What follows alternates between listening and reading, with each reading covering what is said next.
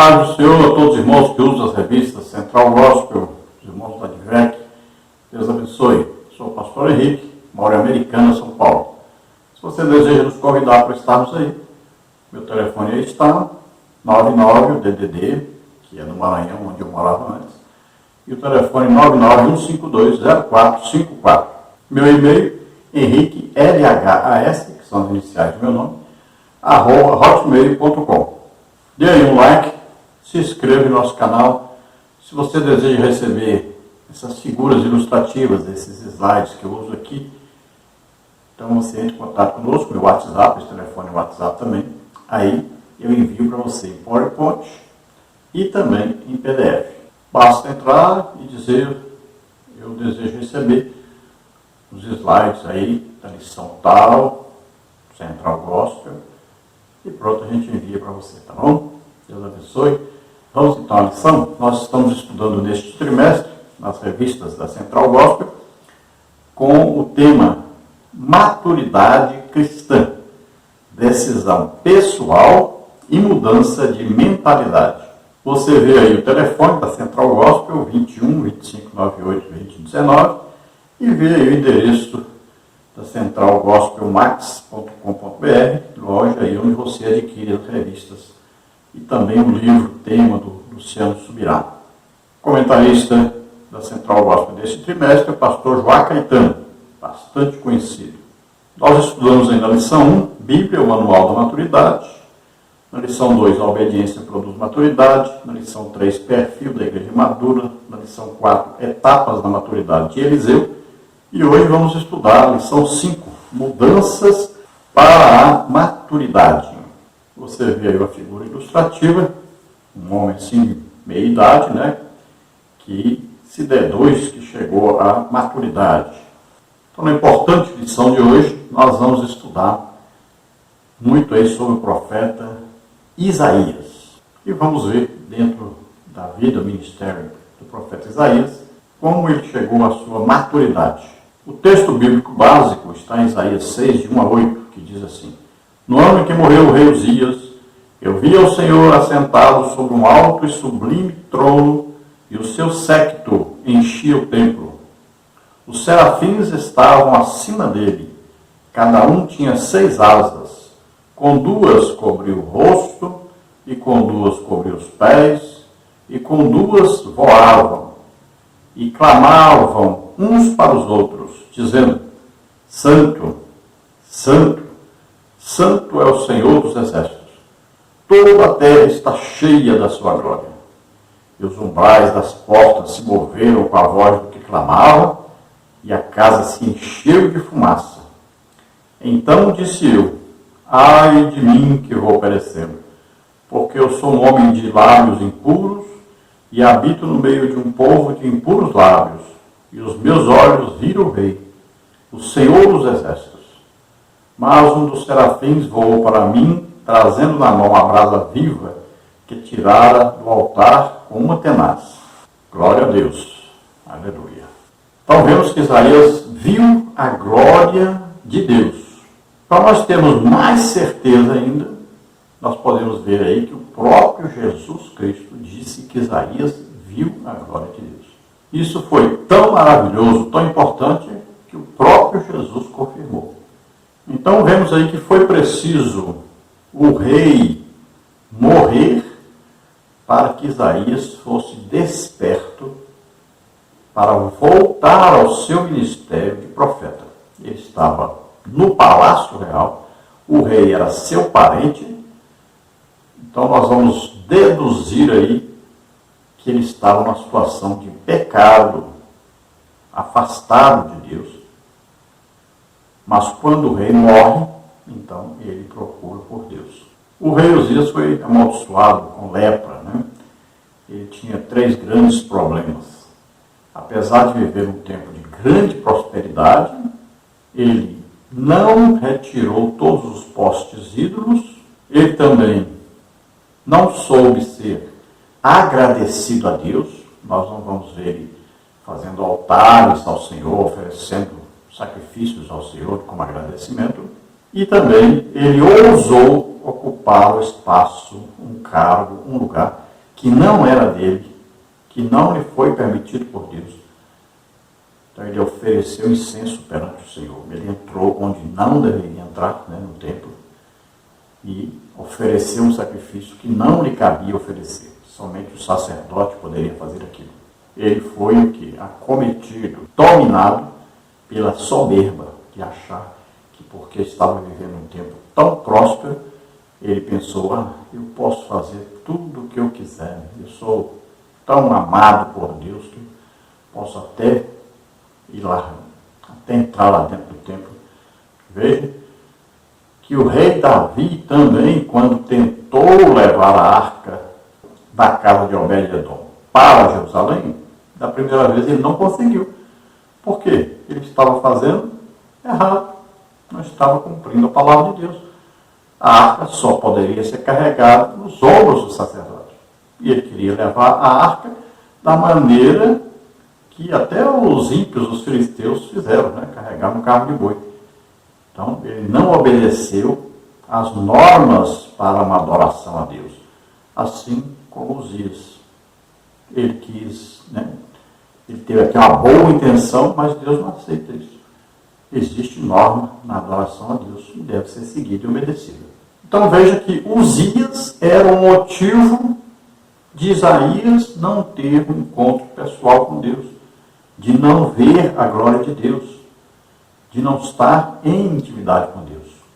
Foi só Uzias morrer para que o Isaías procurasse agora se consertar, estar na presença de Deus, orar, buscar, se entregar a Deus para ser o profeta de Deus. Então, o que atrapalhava o Isaías ver a glória de Deus? O rei Uzias. Qual é o seu rei Uzias? O que está atrapalhando você ver a glória de Deus? Você precisa ficar livre desse Uzias. Então você veja aí na sua vida o que é. Às vezes, uma página de internet pornográfica, às vezes um filme pornográfico, às vezes o futebol, às vezes a novela. O que está atrapalhando? Às vezes uma vida íntima, até com a própria esposa. Quem sabe isso? Então, veja qual é o seu Uzias e retire esse Uzias da sua vida. Onde você acha que o profeta Isaías foi? Você acha que ele entrou lá dentro do templo? Não era permitido. Dentro do templo só podia entrar o sacerdote e o sumo sacerdote. O profeta não poderia entrar lá dentro. Então ele estava no átrio, né, lá de fora do templo. Então ele foi orar ali. Veja bem que o lugar do profeta é onde o povo fica. E o povo ficava ali, lá de fora, no átrio. Olha, o sacerdote intercede junto a Deus pelo povo. Então ele vê diferente do profeta. Ele vê do lado de dentro do templo. Mas ele não tem acesso direto ao povo. Já o profeta, ele vê do lado de fora. Ele recebe de Deus para transmitir ao povo o que ele recebe diretamente de Deus. Mas ele vive entre o povo. Você vê aí a visão de Isaías, né? Ele teve uma visão onde ele vê aí o trono de Deus, ele vê os serafins revoando, a glória de Deus ali, aquela luz brilhante. Então ele tem uma visão maravilhosa e ele vê que aqueles seres maravilhosos estavam todos louvando e adorando a Deus e dizendo: Santo, Santo, Santo é o Senhor dos Exércitos. Veja bem que glória maravilhosa, que visão maravilhosa. Então eles queriam dizer que Deus não era só santo, era mais do que santo. E repetiram novamente. E nós temos, né, sempre essa revelação a todos os crentes que eles estavam dizendo: Santo é o Pai, Santo é o Filho, Santo é o Espírito. Então uma adoração maravilhosa, perfeita, que nós não sabemos fazer, mas que devemos tentar e devemos sempre insistir em buscarmos essa visão da glória de Deus, essa adoração a Deus todos os dias da nossa vida. Vamos ver aí o texto áureo que diz: assim que, se alguém está em Cristo, nova criatura é. As coisas velhas já passaram, eis que tudo se fez novo. 2 Coríntios 5,17. Nós estamos em Cristo. Desde quando nós estamos em Cristo? Simples. Olha, você lê a Bíblia e vai fazendo pergunta para a Bíblia. A própria Bíblia responde. Leia aí Efésios 1,13.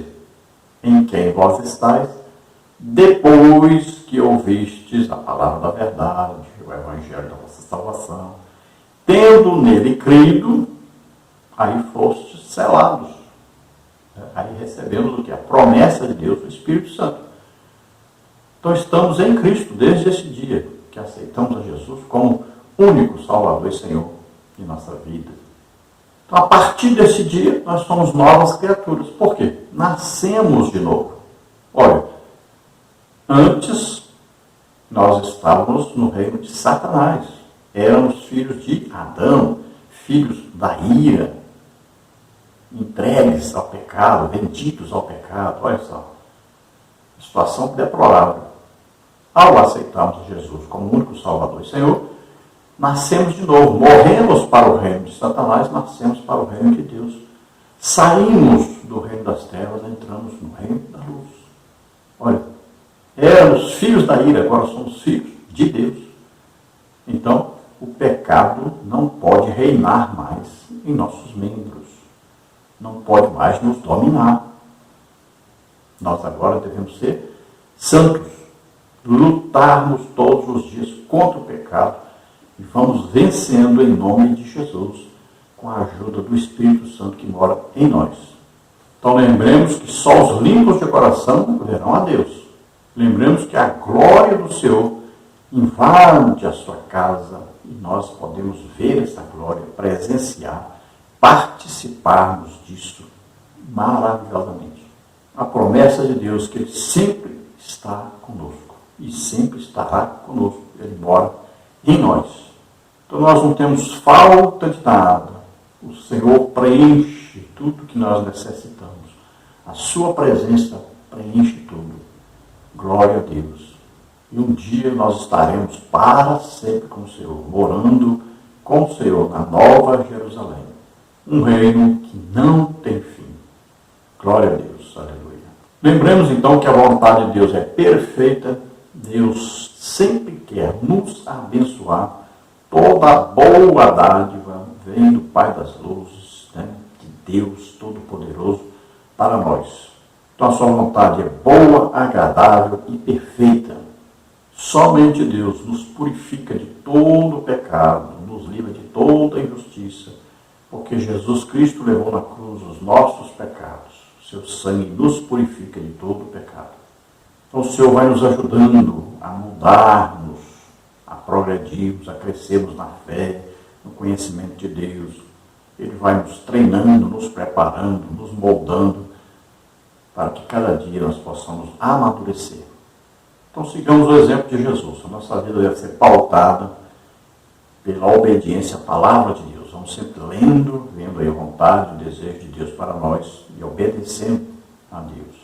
Sabendo que nós vivemos no mundo, embora não sejamos do mundo, somos cidadãos dos céus, somos filhos de Deus. Então estamos aqui para representar Jesus, representar o reino de Deus, retirar as pessoas que estão no reino das trevas, para que elas possam passar para o reino da luz, do reino do pecado, para o reino da santidade. Então vemos que Jesus pregou a palavra de Deus, ensinou, curou a todos, nos deixou um exemplo maravilhoso de como vivemos aqui na Terra.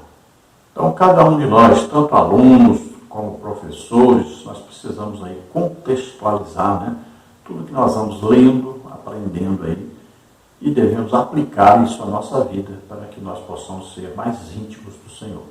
Vamos ver aí, dentro dos comentários, a palavra introdutória. Esta lição destacará 3 mudanças fundamentais e essenciais que ocorreram na vida do profeta Isaías, cujo nome significa salvação do Senhor.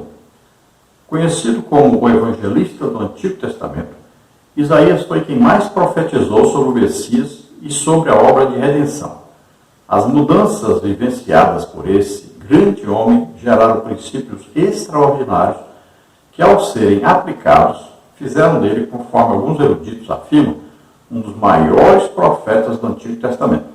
Então vamos ver aí 3 grandes mudanças que ocorreram na vida do profeta Isaías, segundo a nossa lição, e vamos ver por que este homem, que estava numa situação difícil, de repente, então, a sua vida é mudada, transformada totalmente, devido a ele assumir uma postura de adoração a Deus, de busca por Deus, e também de uma entrega total a Deus, para que Deus o pudesse usar da maneira que desejasse.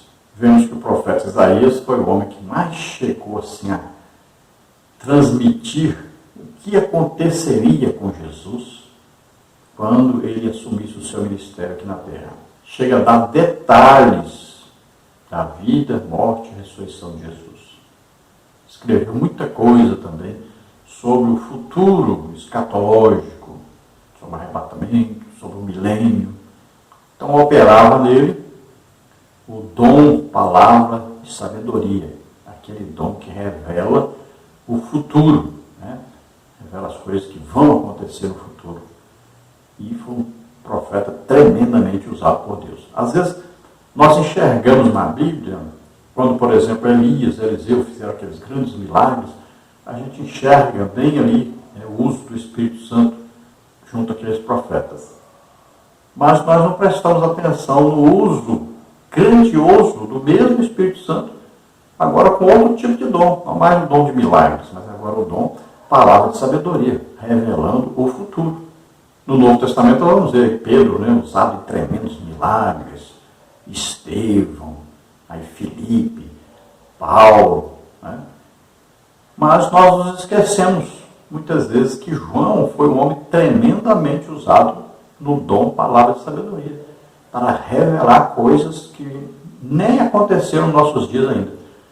Então ele revelou coisas que aconteceram naqueles dias, coisas que estavam acontecendo, e revelou coisas que ainda vão acontecer. Tudo isso usado tremendamente pelo Espírito Santo. Um dom, palavra de sabedoria. Vamos então um resumo geral da lição que nós vamos ver nesta lição. No tópico 1 nós vamos ver aí mudança de conhecimento. No subtópico 1, a posição de Deus. No subtópico 2, a santidade de Deus. No subtópico 3, o poder ilimitado de Deus. No tópico 2, mudança de comportamento. No subtópico 1, Isaías olhou para dentro de si mesmo. No subtópico 2, a maneira como Deus trata os pecados. No subtópico 3, o comportamento de alguém que viu a Deus. No tópico 3, vamos ver mudança de vontade. No subtópico 1, conhecendo a Deus e a sua vontade. No subtópico 2, vontade divina e vontade humana. E no subtópico 3, a vontade mudada de Isaías. Então veja que tudo isso vamos estudar durante aí nosso estudo desta lição. Muita coisa interessante, importante para aprendermos e colocarmos em prática na nossa própria vida. Então vemos aí que Uzias é tudo aquilo que nos impede de ver a glória de Deus, de estarmos em intimidade com Deus. Então Uzias precisa morrer em nossa vida. Precisamos descobrir, detectar o que é o Uzias na nossa vida, que nos está nos atrapalhando, e retirarmos isso fora. Precisamos saber que esse Uzias não morre de causa natural. Então, ele não vai morrer sozinho. Isso que atrapalha nós estarmos em comunhão com Deus, não sai assim sozinho, não. Precisa de nossa ação. Então, se nós chamarmos esse pecado, ou qualquer essa coisa que nos atrapalha de Uzias, nós temos que matar esse Uzias. Temos que retirar esse Uzias. E você sabe que Uzias só morre de inanição, ou seja, de fraqueza. Se ele ficar sem comida. Então, se o seu problema, por exemplo, é filme pornográfico, como é que esse Uzias vai morrer? Você vai ter que deixar de assistir. Aí o Uzias morre de fome. Tem o desejo de assistir, mas não deixam, acaba ele morrendo. Se o seu problema é glutonaria, come mais, ou bebe bebida alcoólica, tem um domínio aí, um vício, alguma coisa, então você vai ter que destruir isso, vai ter que acabar com isso. Isso aí só vai morrer se você se esforçar. Então pare de dar comida para os Uzias, para que os Uzias morram. E a maneira mais fácil de fazer isso é o quê? Alimentando o Espírito Santo em nós. Aí o que é que nós temos que fazer? Orar mais, jejuar, estudar a palavra de Deus, evangelizar, essas coisas que fazem nós sermos cada dia mais fortes no Espírito Santo e cada dia mais fracos nesse Uzias aí. Então vamos estudar nessa lição coisas interessantes sobre o profeta Isaías. Vamos ver, por exemplo, que ele era cego. Que cego? Como assim? Ele tinha uma cegueira espiritual. Porque ele diz que no ano que morreu Uzias, ele viu, olha aí. Se ele viu, é porque não via antes. Ele estava com problema antes de visão espiritual. Vamos ver que Isaías tinha lábios impuros. E ele mesmo confessa isso. Na certa vivia ali entre os amigos, né? Batendo papo, contando piada, palácio, né? Com o rei, tomando vinho. Então, vivia no meio do povo de impuros lábios e ele também se tornou, né? Como já diz a minha mãe, que tem 90 anos, diga-me com quem tu andas, que eu te direi quem tu és. Isaías tinha também, os lábios se tornaram iníquos. Olha só, já usava sua boca em iniquidade. Por que sabemos disso? Porque quando o anjo vem com a brasa e toca, a sua boca diz, a tua iniquidade foi tirada. Vemos que Isaías também tinha um problema de surdez, era surdo. Como assim? Ele não escutava? Ele não ouvia o quê? A voz de Deus mais. Então ele estava surdo para ouvir a voz de Deus. Tinha uma surdez espiritual. Por que sabemos disso? Porque ele dizia, eu vi. Porque ele dizia, eu ouvi. Ele passou a ouvir a palavra de Deus, a voz de Deus falando com ele. Então vemos que Isaías foi restaurado. E quando ele é restaurado, Deus então faz a pergunta, quem enviarei? E quem há de ir por nós? Ou seja, levar a mensagem de Deus, a preciosa semente de Deus. Quem vai ser o profeta, o porta-voz de Deus? Quem vai ser enviado? E aí então, ele, vendo toda aquela glória de Deus, ele toma a decisão. Eis-me aqui, envia-me a mim. Eu quero ir, eu me entrego, me dou. Como o próprio Paulo diz, né? Eu me gastarei, me deixarei gastar por vossas almas. Estou disposto até a morrer para que eu seja pregado, ensinado, a mensagem de Deus seja transmitida. Então também você, ouvindo esta mensagem, esta palavra, esse ensino de hoje, tem a oportunidade de fazer o mesmo. Dizer para Deus, eis-me aqui, envia-me a mim. Deus está procurando a quem enviar a pregar o Evangelho a toda criatura e em todo o mundo. Então temos que ter a flexibilidade, temos que ter o desejo, né, de nos colocarmos à disposição de Deus. Temos que chegarmos diante de Deus e nos oferecer. Eis-me aqui, envia-me a mim, faça como o Senhor quiser, para onde o Senhor quiser me mandar aí, eu estou disposto a ir. Usa-me, capacita-me para fazer uma grande obra para ti. Pronto. É só isso que ele está esperando de cada um de nós. Vamos ver no tópico 1, mudança de conhecimento. Isaías exerceu o seu ministério profético no tempo que governavam os reis Uzias, Jotão, Acais e Ezequias. O rei Uzias tinha 16 anos quando começou a reinar e por 52 anos reinou em Jerusalém, segundo o livro de Crônicas, 26:3. Seu reinado foi marcado por grandes conquistas e vitórias. No entanto, por conta do seu injustificável orgulho, transgressões e pecados, Uzias foi ferido com lepra.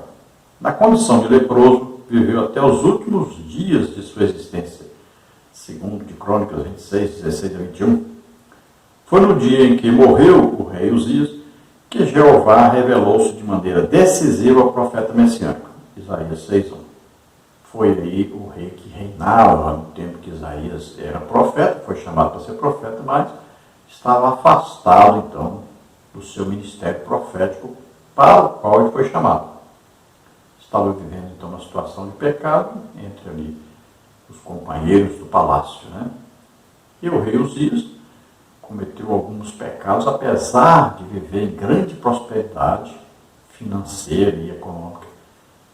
E não soube agradecer a Deus, não retirou a idolatria e foi orgulhoso, foi soberbo e assumiu uma posição para a qual não foi chamado de oferecer incenso lá no templo. Vemos aí que devido a isso, assim que ele vai lá no altar, se pega lá no altar, ele é amaldiçoado por Deus, fica leproso e ele acaba aí ficando leproso até morrer. Então no ano que o rei Uzias morreu, alguns podem entender assim, não foi no mesmo dia que ele morreu, foi no ano que ele morreu. E outros podem entender que foi no dia que ele morreu. Eu prefiro entender que foi no dia mesmo que ele morreu, porque Isaías tomou uma decisão, então, de sair ali do palácio e em busca de Deus no templo. Eu creio que Isaías toma um choque. E agora? Eu confiava no rei, era sustentado pelo rei, estava vivendo muito bem aqui, e agora? O rei morreu. E agora? O que vai ser de mim? Então ele vai procurar a solução onde se deve procurar mesmo. Foi procurar a solução lá no templo, falando com Deus. E foi ali que Deus apareceu a ele e o chamou para a grande obra. E ele se entregou a fazer essa grande obra. No tópico 1, subtópico 1, a posição de Deus. Toda pessoa que deseja desenvolver-se, progredir e, assim, alcançar a maturidade, precisará de convicção pessoal, determinação e a visão correta sobre onde se encontra e qual nível deseja alcançar. Mais do que qualquer outra coisa, será necessário municiar-se da percepção correta sobre a posição ocupada pelo Senhor Deus dentro do seu processo de vida como um todo. Não existe mudança para a maturidade sem a revelação da pessoa de Deus e nada é maior ou mais excelente do que sua revelação pessoal aos homens, como está escrito em Jó 42:5, Mateus 5:8. Então, olha, é uma tomada de decisão. É aquela hora que a pessoa fala assim, é agora ou nunca. Eu agora vou mudar completamente minha vida. A partir de hoje, mudou, acabou aquela coisa que eu estava preso aí, eu vou tirar todas essas amarras e vou tomar a decisão. Pronto, acabou. Então é aquele dia que você toma a decisão. A partir de agora, eu vou ler a Bíblia toda, eu vou levantar de madrugada todo dia para orar, eu vou jejuar, eu vou evangelizar e eu vou trabalhar para Deus. Então é aquele estalo que dá, é hoje. E já começa logo. Aquele negócio de ano que vem eu vou fazer, isso é porque não vai fazer. Então, é aquela tomada de decisão firme. É aquele encontro mesmo ali com Deus e você toma a decisão de mudar totalmente. Você agora vai se entregar realmente a Deus e deixar que Deus o use. Então é uma tomada difícil? É. A oração mais difícil que existe é dizer para Deus, aqui estou eu te entrego tudo que eu tenho, tudo que sou, está na sua mão agora, tudo pertence a ti, faz de mim o que o Senhor quiser. É uma oração dificílima de fazer. Mas se você quer fazer uma grande obra para Deus, quer ser instrumento de Deus realmente, você vai ter que fazer. Se não fizer, você nunca será isso que Deus tem para você fazer. Que a principal frustração que o ser humano pode ter é de nunca conseguir ser o que Deus quer que nós sejamos. Porque depende de nós nos entregarmos. Deus quer, todo tempo quer. Deus está procurando pessoas. Veja, quando ele foi destruir Jerusalém, ele disse, eu procurei alguém que estivesse na brecha, orando, intercedendo. Não achei ninguém. Então, olha só, Deus procura pessoas que querem ser usadas. Então, se você quer, então você vai ter que tomar essa coragem, essa decisão. Vai ter que se entregar totalmente. Nada que você tem é seu mais, pertence a Deus. Nem a sua própria vida te pertence mais, pertence a Deus. Então, tem que ser entregue total. E aí Deus vai te usar poderosamente na sua obra. Se você tem essa coragem, se você pode realmente fazer isso, então faça. Mas se você tem dúvida, não faça. O mais aconselhável é, você vai orar, vai buscar Deus, jejuar, e vai dizer para Deus, se eu tiver aqui um encontro realmente com o Senhor, então eu vou trabalhar definitivamente, totalmente para o Senhor. Então você faça isso, faça um teste com Deus. O Senhor quer me usar poderosamente na sua obra? Então eu vou orar aqui, vou jejuar e vou buscar a sua face. E o Senhor, então fale comigo, venha falar comigo. E aí então, nesta hora você vai ver que sua vida vai mudar completamente. No subtópico 2 nós temos aí a santidade de Deus. No cenário dessa singular revelação de Deus ao profeta, vozes angelicais ecoaram no templo, procedentes do serafim, proclamando a santidade de Deus. Elas repetiam reverentemente diante do Altíssimo: Santo, Santo, Santo é o Senhor dos Exércitos. O ato de testemunhar, profetizar, pregar, ensinar ou desenvolver qualquer outra atividade pelo Reino de Deus é gratificante responsabilidade. Todos os que fazem anseiam por mudanças e definitivamente precisam estar conscientes da santidade de Deus. As mudanças mais importantes na vida têm a ver com a aquisição de informações e experiências que levam à sabedoria no viver e à maturidade espiritual. Estar convicto da santidade de Deus e suas implicações é uma informação essencial. Além disso, é preciso também saber que o caráter de Deus é santo, Salmos 22, 3. A natureza de Deus é santa, Josué 24, 19, assim como tudo o que ele pensa. O povo de Deus deve ser santo, assim como os sentimentos do Senhor e sua igreja são santos, 1 Coríntios 1, 2. Os projetos de Deus, seu trono, Salmos 147, 8. Seus planos em relação a qualquer pessoa e seus ministros devem ser santos, Êxodo 28, de 1 a 3. Então veja que aqueles seres, eles diziam santo, santo, santo, indicando a santidade de Deus. Então para nós temos aí um encontro real com Deus, temos um ministério dado por Deus, sermos usados tremendamente por Deus, temos que decidirmos aí a sermos santos. A nossa vida tem que ser uma vida diferente. O mundo não pode ser mais importante para nós. A própria palavra de Deus diz para nós que aquele que ama o mundo se torna inimigo de Deus. Não ameis o mundo, nem o que no mundo há, porque a amizade com o mundo é a inimizade contra Deus. Então veja bem, sede santos, porque eu, Senhor, sou santo. Sei que é a paz com todos e a santificação, sem a qual ninguém verá o Senhor. Então exige santificação. E não é brincadeira. É separação. Separação total para Deus. Nada pode ser mais importante que Deus. E nem ninguém pode ser mais importante do que Deus. Olha, Deus está procurando pessoas para usar, porque Ele quer trazer um grande avivamento. Olha, sempre depois de grandes pandemias, guerras, acontecem grandes avivamentos. Nós estamos na época do grande avivamento, que pode ser o último avivamento. Está chegando aí. E aí Deus quer usar a nós. Cada um deve fazer essa análise, autoanálise, e decidir se quer participar, se quer ser usado para esse grande avivamento acontecer. Então veja aí o caráter santo de Deus. Não se esqueça disso. Deus exige santificação. É importantíssimo isso. Significa separação total para Deus. Consagração total a Deus. É uma entrega total da vida a Deus.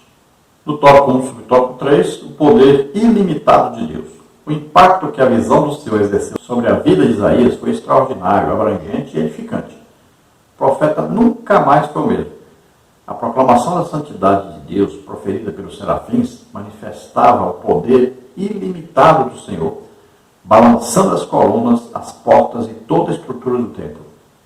Deus, então, revelava a Isaías o seu grande poder, demonstrando-lhe que todas as coisas lhe são possíveis e que nada pode impedir o seu poder de agir. Lucas 1,37.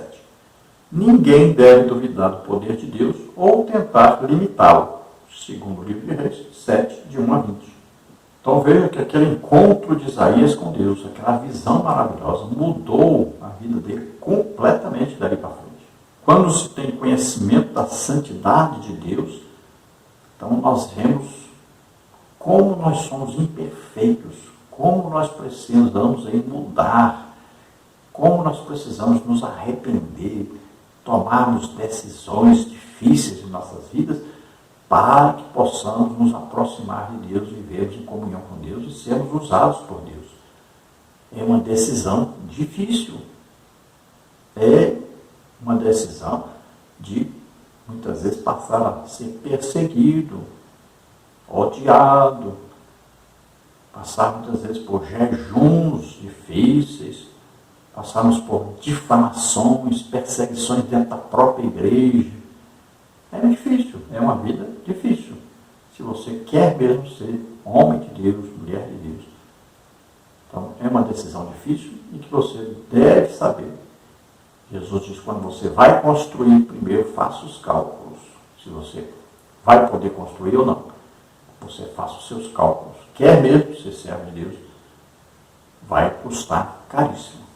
E se fosse pago com dinheiro, seria bem simples. O problema que é pago para a nossa própria vida. É a nossa vida no altar, sendo oferecida a Deus. Que é uma vida de fé em Deus, de confiança total em Deus, sabendo que o poder de Deus é ilimitado. Não tem nada que possa impedir Deus de agir. Vamos ver agora o tópico 2, mudança de comportamento. Na Bíblia, há muitos relatos de pessoas que viram o Senhor. Jacó viu o Senhor no vale de Jaboque e chamou aquele lugar de Peniel. Tenho visto a Deus face a face. Gênesis 32, 30.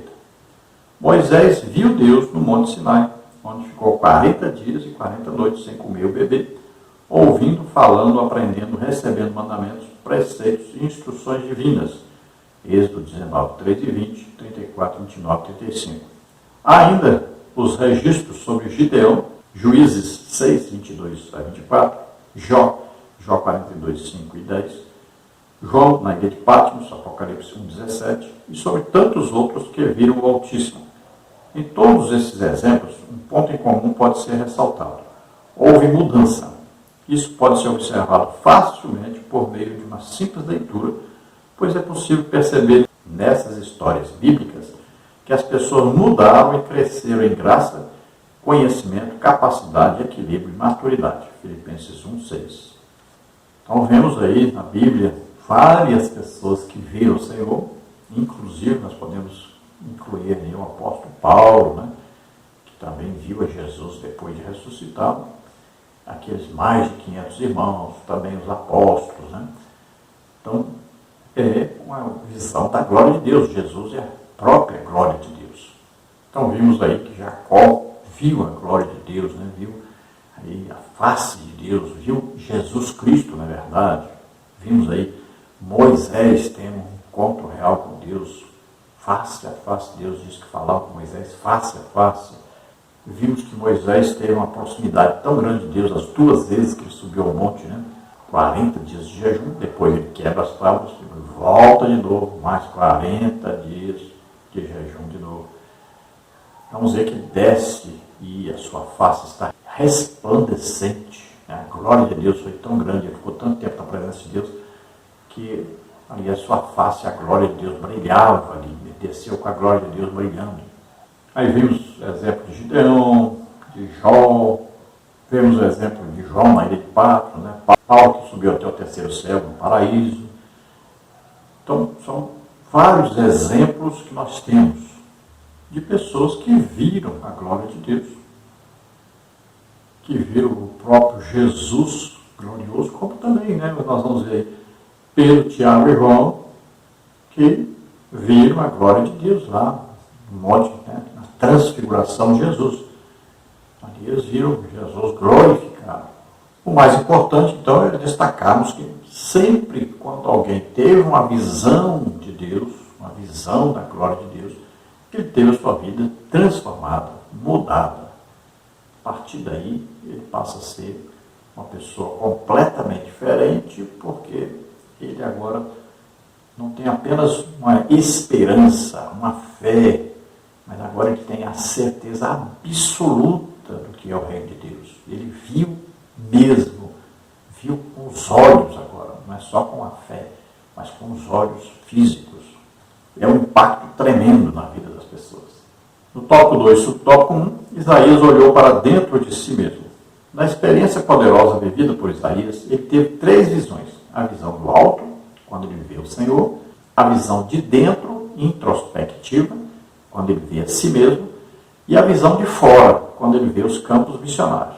Diante da potente e brilhante luz do Senhor, e envolvido completamente pela presença santa de Deus, Isaías enxerga sua condição espiritual e grita: ai de mim!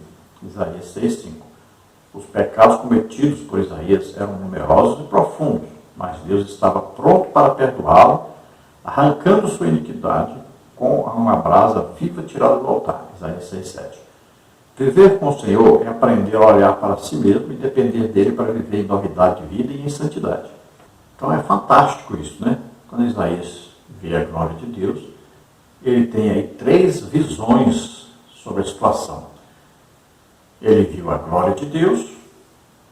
Agora, toda vez que nós temos assim, um encontro real com Deus, uma intimidade, quando você vê assim a glória de Deus, a primeira coisa que vem à nossa mente é olhar para dentro de nós e sentirmos a nossa tão grande pequenez, olhar quão pecadores nós somos, defeituosos nós somos, quão pequenos nós somos diante de Deus. E a gente sente na mesma hora. A vontade é de correr, de fugir, porque nós somos pecadores. Deus é muito santo. Então Isaías teve a visão do Senhor, teve a visão de si próprio. Então, quando a pessoa entra dentro dele mesmo e faz uma análise, né? Paulo diz que quando vamos cear, nós devemos julgar a nós mesmos, né? Então, nessa hora, nós fazemos esse julgamento aí de nós mesmos. É a visão introspectiva. E quando Deus, então, começa a falar sobre a necessidade de enviar a mensagem aos povos, às nações, Isaías agora tem uma visão missionária, uma visão de se entregar para ser usado por Deus para levar a mensagem de Deus a todos. Então veja que a única coisa que Isaías consegue falar nessa hora, que ele vê a glória de Deus, é: ai de mim, ai de mim, estou morrendo, vou morrer. Ele enxerga o seu pecado agora. Imagine, é terrível essa visão. No tópico 2, sobre o tópico 2, a maneira como Deus trata os pecados. Deus sempre desejou mostrar aos seus filhos o mal que o pecado pode lhes causar. E ao lidar com os pecados dos homens, ele sempre teve urgência. Na visão do profeta messiânico, o serafim voou rapidamente até o altar de Deus, trazendo de lá uma brasa viva para tocar em seus lábios e declarando: eis que isto tocou os teus lábios, e a tua iniquidade foi tirada, e purificado o teu pecado. Isaías 6,7. A atitude de tirar o pecado de Isaías foi como se Deus declarasse: você não tem mais culpa, você foi purificado, você mudou, seu passado ficou para trás. Hoje estou dando presentes e dádivas maravilhosas a você. Então veja que a própria visão de Deus traz a nós a acusação da falta de santidade, traz aí a revelação do nosso pecado, né? Quando a luz chega, brilha, aí ilumina o escuro, revela tudo que está oculto, tudo que está escondido, né? Revela o pecado na mesma hora. Então nessa hora é que nós vamos clamar a Deus, nós vamos sentir o pecado, sentir a condenação, e aí Deus vai trazer a nós a salvação, a solução, que é Jesus. Essa brasa viva tem o significado o quê? Do sangue de Jesus, que nos purifica de todo pecado. Então, nossa vida cristã, muitas vezes nós falhamos, muitas vezes nós caímos em pecado, o que acontece? Nós temos que reconhecer que estamos errados, estamos vivendo de maneira que está ofendendo a Deus, nos arrependemos, pedimos perdão a Deus. Isso está escrito na palavra de Deus, que Ele nos purifica de todo pecado, de toda injustiça. Nós temos um advogado junto ao Pai, Jesus Cristo. Não é? E se dissermos que não temos pecado, nós estamos enganando a nós mesmos, estamos mentindo, estamos pecando. Então, o que nós temos que fazer? Vamos até Jesus. Ele nos purifica de todo pecado, de toda iniquidade. Qual a intenção de Deus? Nos tornar tão puros, tão santificados, tão limpos, a ponto de nós podermos ser usados por Ele. Veja só, essa é a intenção de Deus. Ele quer nos usar. Para que nós possamos ser usados, nós temos que nos colocar na posição de sermos usados. Então, temos que ter conhecimento do nosso pecado, nos arrependemos, e aí nós estamos na posição que Deus quer. Aí Ele passa a nos usar. Então veja que quando aquela brasa toca a língua de Isaías, a mesma língua que antes tinha lábios impuros aí na boca, né? Uma língua usada para falar mal da vida alheia, contar piadas, né? Agora está purificada, porque agora vai ser usada para transmitir a palavra de Deus. No tópico 2, subtópico 3, o comportamento de alguém que viu a Deus. Ver a Deus como Isaías é uma experiência singular e poderosa, capaz de mudar a vida e o comportamento de qualquer pessoa. E quem reconhece que Jesus Cristo é o Salvador e Senhor, sente prazer em andar com Ele, em andar como Ele andou. 1 João 1,6. Jesus andou fazendo bem, Atos 10,38, honrando o Pai, João 8,49, glorificando a Deus, João 17,4, consolando os tristes, Lucas 7,13, perdoando os pecadores, Mateus 9,2, curando as pessoas enfermas, Marcos 10, 46 e 52, falando a verdade, João 8,40. Então, olha, vamos aprender de Jesus. Olha, o que diz a Bíblia? Aprendendo de Jesus. Jesus disse, olha, aprendei de mim, que sou manso e humilde de coração, e achareis descanso para as vossas almas. Né? Então temos que aprender com Jesus. Da maneira que Jesus andou, nós vamos andar também, imitando Jesus. Sede meus imitadores, Paulo diz, como eu sou de Cristo. Então vamos imitar Jesus. Como é que Jesus andou? Olha que coisa maravilhosa. Olha, fazendo o bem, honrando o Pai, glorificando a Deus, consolando os tristes, perdoando os pecadores, curando as pessoas enfermas, falando a verdade. Então, esse deve ser o nosso agir daqui para frente. A partir de hoje, vamos então tomar essa decisão. Vamos imitar Jesus. Que esta lição seja um encontro, esse encontro nosso com Jesus. Que cada um de nós tomemos então a posição de seguirmos integralmente a Jesus a partir de hoje, a partir de agora. Vamos então no tópico 3, mudança de vontade. A vontade é uma das 3 faculdades mais importantes da personalidade humana. Essa parte volitiva da alma é formada pelos desejos, por aquilo que o homem quer. Alguém declarou: a vontade é a capacidade de querer, de desejar, de ter impulso para a ação e de manter perseverantemente tal ação. A verdadeira mudança acontece na alma do homem quando este percebe que suas vontades estão casando-se e conectando-se perfeitamente à vontade do Criador.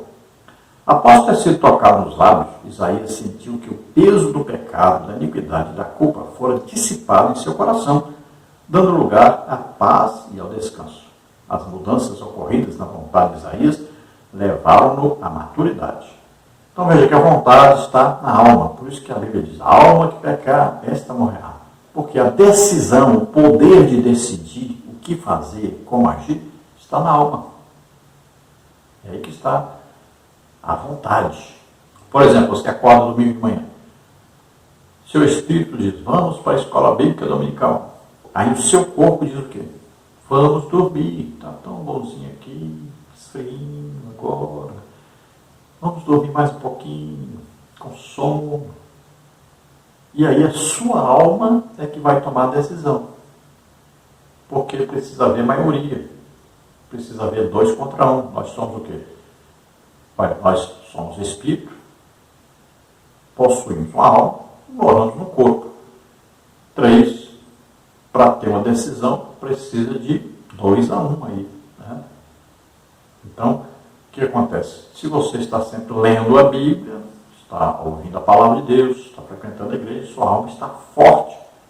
E aí, a alma junta com o Espírito, que está unido ao Espírito Santo, aí 2-1, vence o corpo. Aí você vai para a escola bíblica dominical. Se você não está lendo a Bíblia, não está congregando, não está se fortalecendo na alma, então o que acontece? A alma concorda com o corpo e você não vai para a escola bíblica dominical. E assim também é para os cultos, né? Para qualquer coisa que é de Deus. Então você precisa fortalecer o espírito orando. Você precisa fortalecer a alma, lendo, estudando a Bíblia, escutando a palavra de Deus. E o corpo, você vai fortalecê-lo? Não, o corpo precisa de jejum. Você retira dele, né? Domina com o jejum. Então não existe mudança sem essa mudança de vontade. Então é você ter vontade e tomar a decisão. No tópico 3, subtópico 1, conhecendo a Deus e a sua vontade. Conhecer a Deus é uma exigência primordial para todas as pessoas que querem crescer e amadurecer. Como, porém, alguém pode conhecer a Deus? Existem 3 instrumentos de revelação de Deus. A natureza revela as obras de Deus, Jesus Cristo revela a pessoa de Deus, a Bíblia revela a vontade de Deus. Logo, o homem pode conhecer a Deus pelas coisas que ele criou, pela natureza e pela maneira maravilhosa como tudo funciona na Terra. Os homens também podem conhecê-lo por intermédio de Cristo, de seus ensinos, de seu modo de viver e de amar. E por último, o homem pode conhecer a Deus por meio da sua palavra, a Bíblia que registra toda a linha histórica que trouxe nosso Salvador ao mundo, todos os milagres, profecias e promessas maravilhosas que Deus fez aos seus.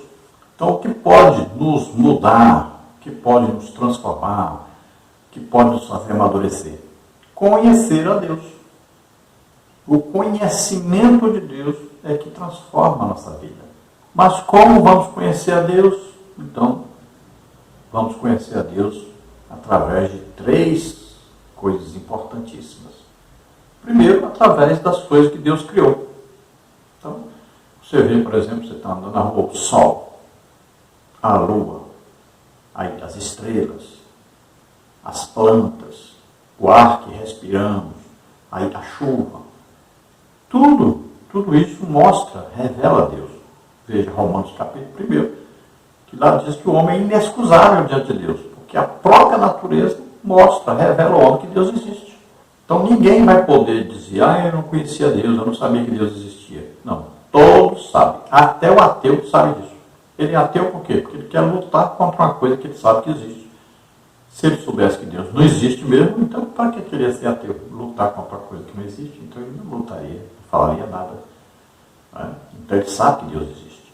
Segunda coisa, através de Jesus Cristo. Quando ele disse que eles deveriam conhecer a Deus, Tomé disse, mas como? Nós não vimos Deus? E Jesus disse, mas Tomé, eu estou há tanto tempo entre vocês dizem que não conhecem a Deus. Quem vê a mim, vê o Pai. Quem me conhece, conhece Deus. Jesus é a revelação de Deus a nós. Veja, devemos ter aí Jesus como o único Salvador e Senhor e como um amigo íntimo. Nós devemos todos os dias conversarmos com Jesus. Todos os dias. Falarmos com Jesus. Temos Jesus real na nossa vida. Onde quer que nós estejamos, seja qualquer coisa que nós vamos fazer, Jesus está ali. Jesus, o que o senhor acha? Jesus, por favor, me diga o que eu faço aqui agora. Jesus, eu vou ali e vou aqui. Jesus, me ajuda aqui. É assim o tempo todo. Jesus, Jesus, Jesus, Jesus. Sempre Jesus. Sempre presente em nosso pensamento. Jesus tem que estar. E para nós darmos fruto, Jesus disse, se vocês só dão fruto se estiverem em mim. Em tudo. Temos que estar em Cristo. Essa é a situação do crente. Em Cristo. Sempre em Cristo. Nós estamos em Cristo. Então, quando nós estamos em Cristo, o que vale? O reino de Deus. Aí, as leis que estão na palavra de Deus, as promessas que estão na palavra de Deus. Nós estamos em Cristo, é uma posição. Então a terceira coisa, conhecendo a Deus através da sua palavra. A palavra escrita, a Bíblia. Né? Vamos ver o que Deus quer, o que Deus não quer, o que Deus gosta, o que Deus não gosta. Veja lá, essa é a vontade de Deus, a vossa santificação, que vos abstenhais da prostituição. Olha, essa é a vontade de Deus. Vamos olhando aí, vamos vendo. Vontade de Deus, a vossa santificação. E nós temos um amigo íntimo para nos ajudar. Sempre é o Espírito Santo que mora em nós. Ele revela a Deus para nós. Então nós vamos depender mais do Espírito Santo. Ter uma maior intimidade com o Espírito Santo. E ele vai sempre nos conduzir a Jesus e ao Pai.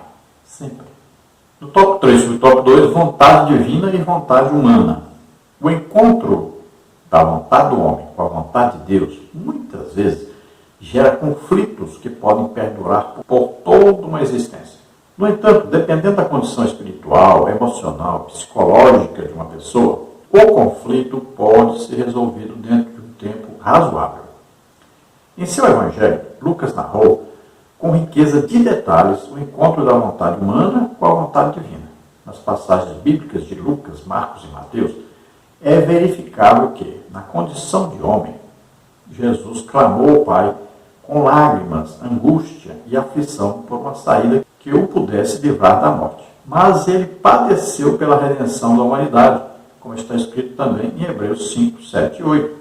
A vontade de Deus triunfou, possibilitando a todos o direito legal e a oportunidade maravilhosa de serem salvos.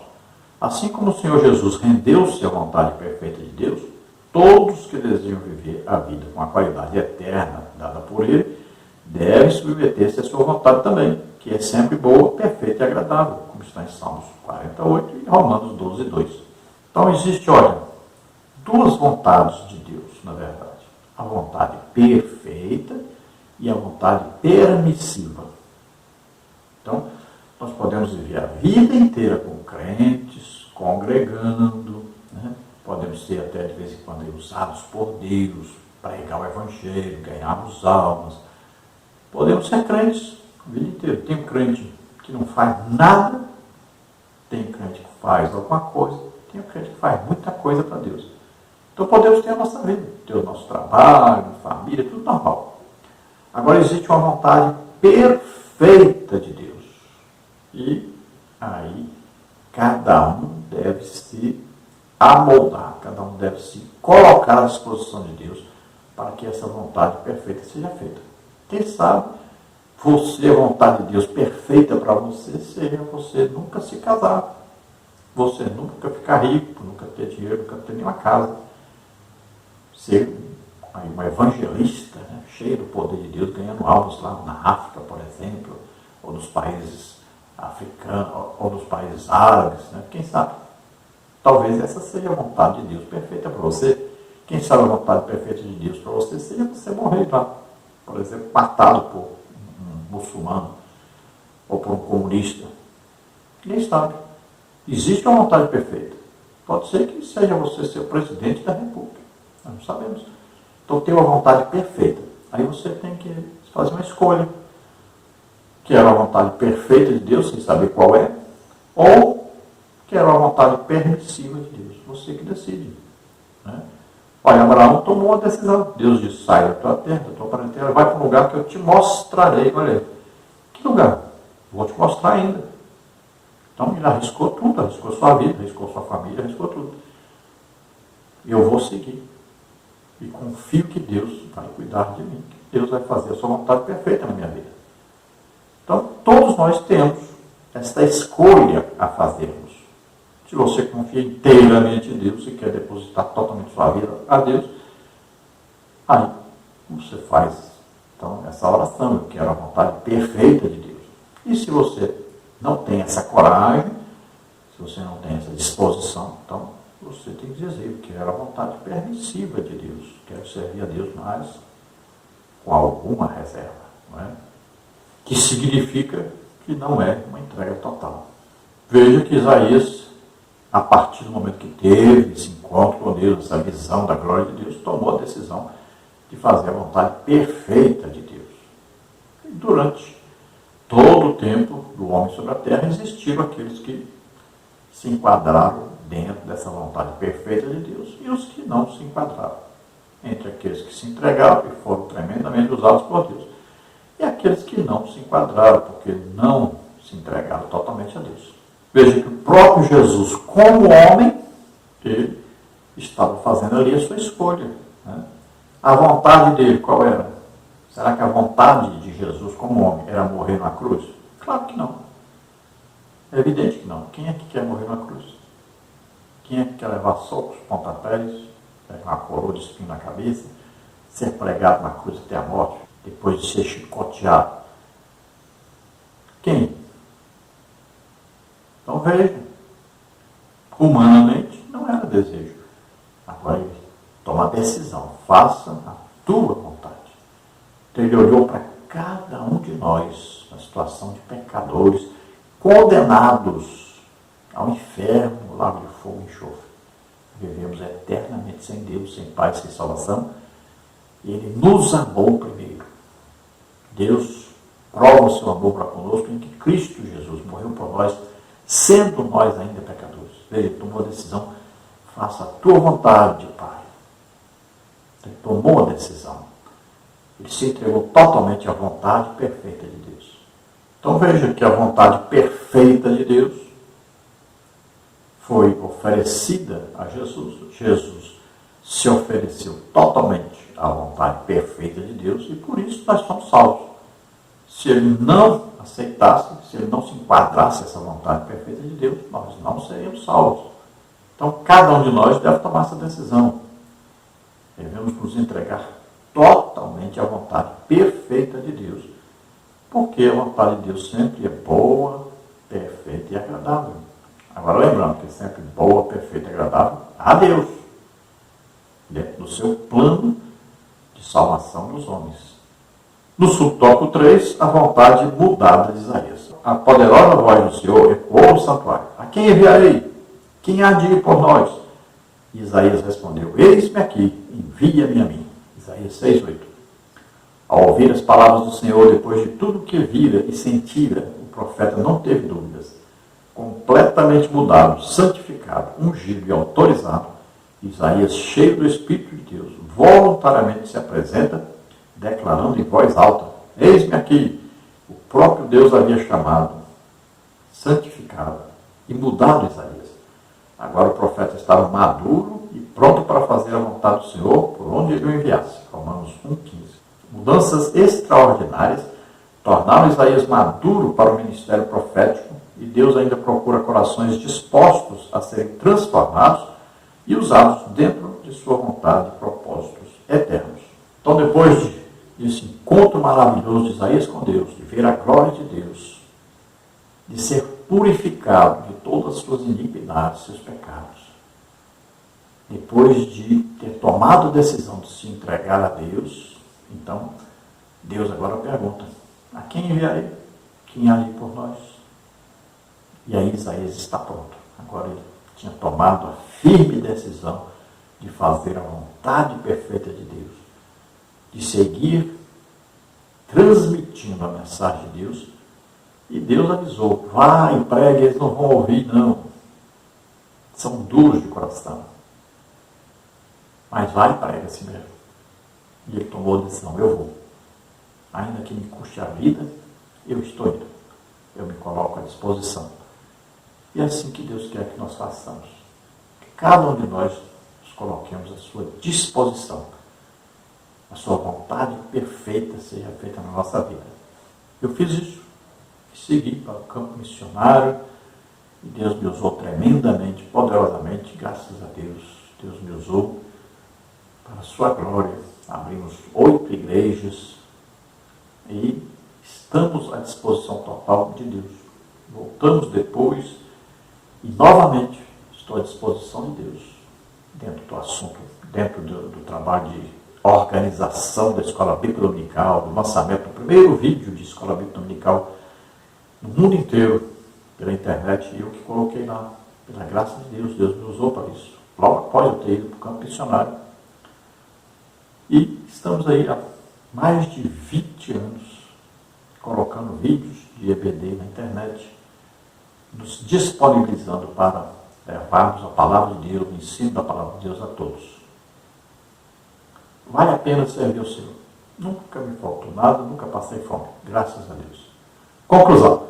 De acordo com o pastor Russell Shedd, de saudosa memória, Isaías teve uma visão da glória de Cristo antes de sua encarnação. Ou seja, o profeta experimentou uma epifania do Cristo antes de ele tornar-se homem. Esta visão transformou sua vida em todas as dimensões. Aos que desejam ardentemente alcançar a verdadeira maturidade espiritual, é preciso atentar para as revelações de Cristo na experiência de vida e principalmente nas Escrituras, como ele mesmo declarou. Examinais as Escrituras, porque vós cuidais ter nelas a vida eterna, e são elas que de mim testificam. João 5,39. A pergunta, a quem enviarei? Que o povo de Deus individualmente responda. Eis-me aqui, envia-me a mim. Isaías 6,8. Então, sempre que é mencionada a glória de Deus, nós podemos deduzir que é uma aparição do próprio Jesus Cristo, né? Então, nós devemos sempre buscar termos esse maior conhecimento de Jesus, buscarmos mais intimidade com Jesus, maior conhecimento, estudando a palavra de Deus, sempre orando. Ore muito, ore mais de uma hora, todo dia. Levante-se de madrugada, vai orar, buscar conhecimento maior do Senhor. Converse mais com o Senhor, seja instrumento de Deus para intercessão pelas nações, pelo Brasil que tanto necessita. Coloque-se à disposição de Deus, deixa Deus te usar. Deseje ganhar almas, isso precisa estar dentro do crente, mas muito poderosamente dentro do crente, desejo de ganhar almas. Então busque-se, entregue-se totalmente ao Senhor. Deixa Deus te usar. Olha, aí vem um grande avivamento e Deus quer nos usar. Então se coloque à disposição de Deus, inteiramente, dentro da vontade perfeita de Deus. Então diga para o Senhor, eis-me aqui, envia-me a mim. Glória a Deus. Vamos orar agora. Se você ouvindo essa palavra deseja entregar sua vida para Deus, você acredita que Jesus veio à terra como homem, viveu como homem, levou sobre ele nossos pecados, doenças, enfermidades, maldições, morreu por nós na cruz e ressuscitou, você recebe a salvação agora se você crê nisso. Se arrependa agora, peça perdão a Deus pelos seus pecados e receba a salvação. Vamos orar. Se você está doente ou está enfermo, vamos orar para você ser totalmente curado. Lembrando que desejamos convidar, aí está o telefone 99951520454. Vamos orar. Pai querido, em nome de Jesus, toca, Senhor, nessas vidas que se chegam a Ti arrependidos dos seus pecados, crendo em Teu Filho Jesus Cristo como único Salvador e Senhor. Senhor, concede a eles agora o Espírito Santo. Vem sobre eles o Teu poder agora. Usa poderosamente essas vidas nas Tuas mãos, Senhor. Aqueles que agora, ouvindo a Tua palavra, fizeram a decisão, Senhor, de Te seguir inteiramente, de aceitar a vontade perfeita do Senhor nas suas vidas, que querem ir pregar o Teu Evangelho, ser usados por Ti tremendamente. Toca neles agora, Senhor. Força, oh, Deus se alegra de você se entregar a Ele e Ele vai te usar poderosamente. Creia nisso. Aqueles que estão doentes, estão enfermos, receba agora. Em nome de Jesus, seja curado agora. Toca, Senhor, nessas vidas. Solta todo mal, toda doença, toda enfermidade. Solta agora, em nome de Jesus. Toca, Senhor. Amém? Glória a Deus. Esperamos ter ajudado os irmãos. A paz do Senhor. Deus abençoe.